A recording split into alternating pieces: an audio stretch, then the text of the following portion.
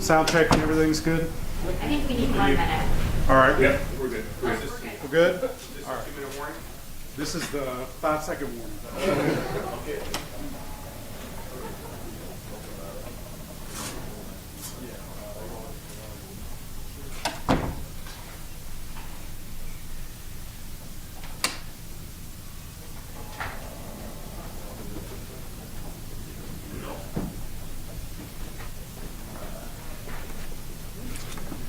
Morning, everybody.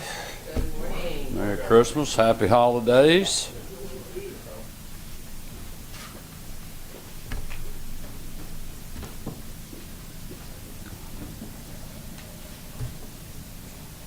All right, everybody good?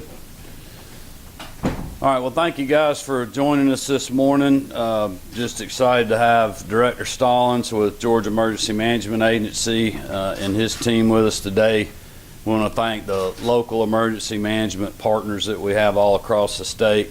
We have Commissioner McMurray and the DOT folks, obviously Colonel Wright, State Patrol, Department of Public Safety, our hardworking troopers that are out there, and their support staff, Deputy Commissioner Raven with the DNR team who's standing by as well, and those two who are throughout the state preparing their communities for this historic cold weather that we're about to experience. In the early morning hours on Friday, temperatures, as we know, are going to plummet statewide. Thankfully, we're hoping that we won't see much participation with that, though North Georgia will get some rain and potential snowfall as possible in the Blue Ridge Mountain counties. But anytime that we're talking about temperatures this low, we need to be on the lookout for black ice always. Commissioner McMurray will speak to the brining and road treatments that will help us mitigate that. But we also need to warn everyone that wind chills will be near zero or in the negative digits by midday on Friday. Temperatures, as we know, likely won't reach 40 degrees across Georgia until Monday afternoon. Communities across the state are about to see temperatures that they haven't experienced in a decade or more. And we just want to urge all Georgians to be ready, and certainly that goes for our teams, and we are working on that as we speak.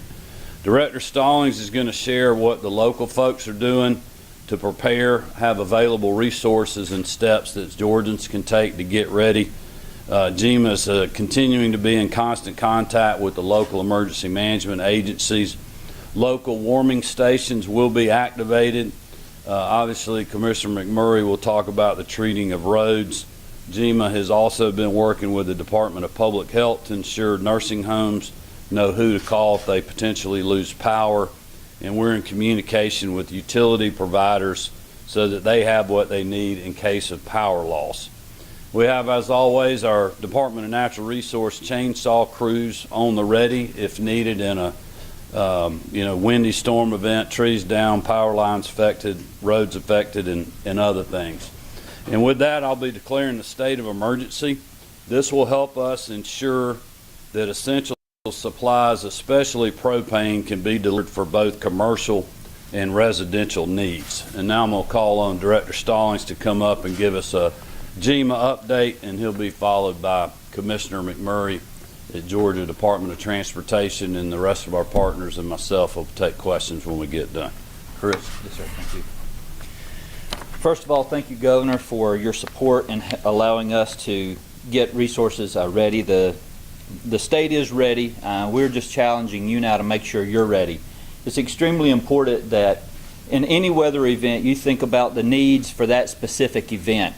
For this type of weather event, we're more concerned about the wind and the cold for our side. On the wind, the power loss is going to be a concern. So when you're making ready, a ready kit that can sustain you for 3 days is going to be important. With these type of temperatures and the wind, as always, anytime we have a wind event, it's difficult for power crews to get up in bucket trucks in sustained wind to recover power. So while creating and updating your kit, keep in mind some specific needs for those that are in your household. Battery operated devices, flashlights, things of that nature. Make sure you've got those ready. First aid kits, extra medicine should you have to leave your home, have those on the ready. And certainly special items for infants, and pets as well. Plan to check on elderly and disabled relatives and neighbors. It's going to be extremely important to make sure we keep our critical friends and neighbors in mind. These cold temperatures are extremely difficult on our elderly and disabled population. Stay hydrated. A lot of times you don't think about the wind events and the cold. It will pull the moisture out of you much faster than a hot event. So make sure you're staying hydrated, and your children, anyone who go outside, they need to be hydrated and well covered. Plan on bringing your pets inside during this event. Our pets aren't ready for this type of event. Also, make sure your home is being insulated. That you're weather stripping around your doors and window sills. You need to just check on those going into it. Have some towels available to cover those cracks under the door and things like that to help keep those out. Your outdoor pipes. A lot of our homes haven't seen these temperatures in a very long time, so it'd be a good time to make sure you put something with styrofoam over it. It's not a good idea to wrap it just in something to insulate it. Unfortunately, if you wrap it in some type of cloth or something that can absorb water, it's going to get wet, and then that is itself going to freeze, so it's going to make the situation even more damaging.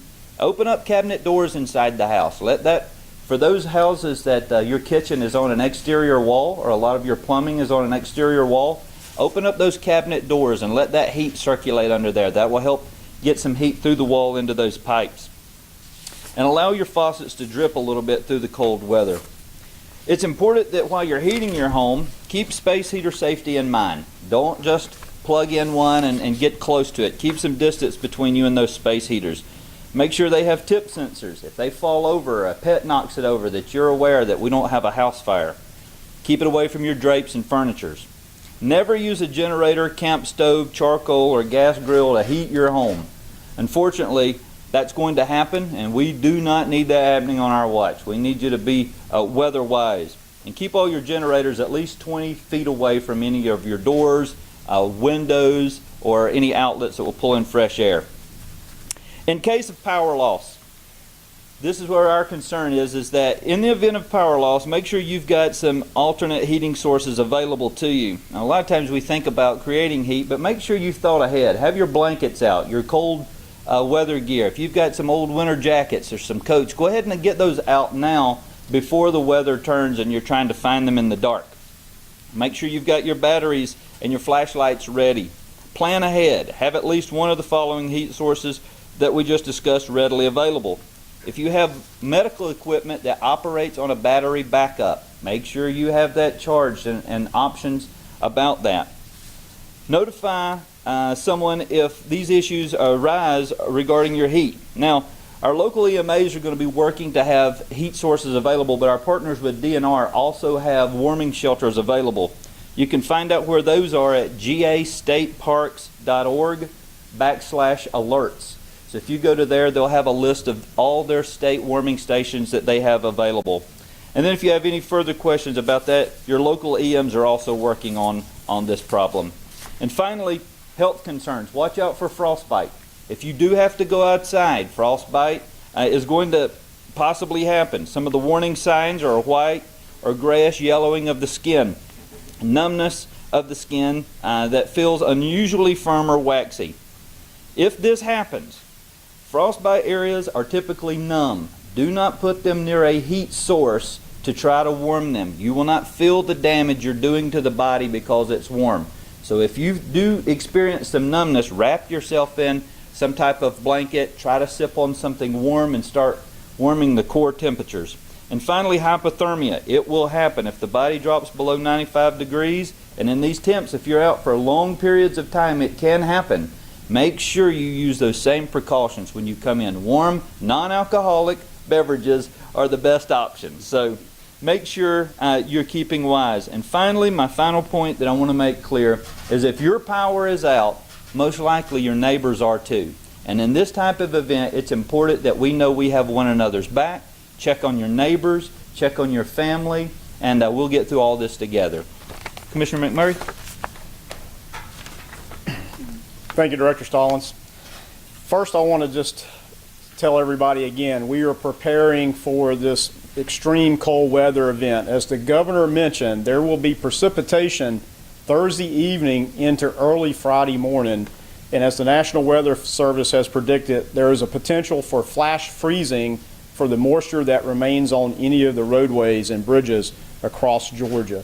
Therefore, out of the abundance of caution, the Department of Transportation is moving forward today with pre-treating roads and bridges on state routes and interstates, such to try to get an onset to keep that precipitation from freezing as this Arctic blast moves through. The Department of Transportation will treat basically from a line north of Columbus to Augusta and everything north of there, as well as I-75 from Macon to the Tennessee border and everything in between. That is some 21,000 miles of roadways that will need to be treated. This afternoon, we will start treating the roads, not the interstates, but the roads in northwest Georgia and northeast Georgia, as well as this evening, the roads in the South Metro area. That would be the state routes, but not the interstates. Tomorrow morning at 7 a.m., we will begin to treat the interstates from that boundary of Columbus all the way over to Augusta and Macon north.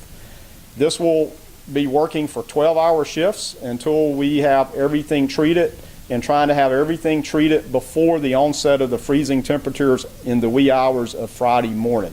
And we are confident that we can have that first application of brine across all the state routes and interstates. And so that's what we'll be doing starting this afternoon and this evening, and then the interstates tomorrow. I would like to highlight that tomorrow we ask for your patience while you're out and about. In fact, if you don't have to travel tomorrow, we suggest you stay home, because we will have to brine these roadways during the day. With over 21,000 miles of road, it just takes that long to brine that much area. So we're asking for your cooperation. If you don't have to be out tomorrow, stay home and stay warm. And certainly on Friday morning, we ask that you not get out. If you see a roadway that looks wet on Friday morning or Friday, assume that it is frozen. We will continue to spot treat any areas that have ice on them or they're black ice Friday into Saturday until we get the all clear.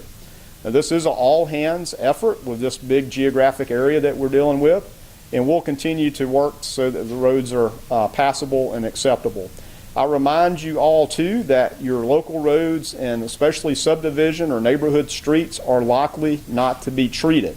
So again, as we enter the holiday weekend, please just stay home if you can, and let's see how this really cold Arctic snap may have an effect on the roadways of Georgia.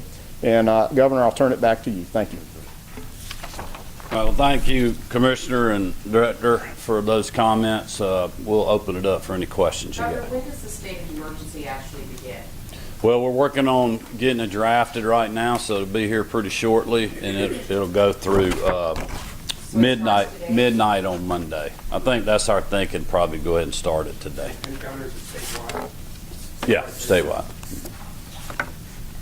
Just to be clear, all state routes north of the fall line and all interstates north of the fall line are going to be treated? That's correct. We will be treating basically the fall line north of state routes and interstates.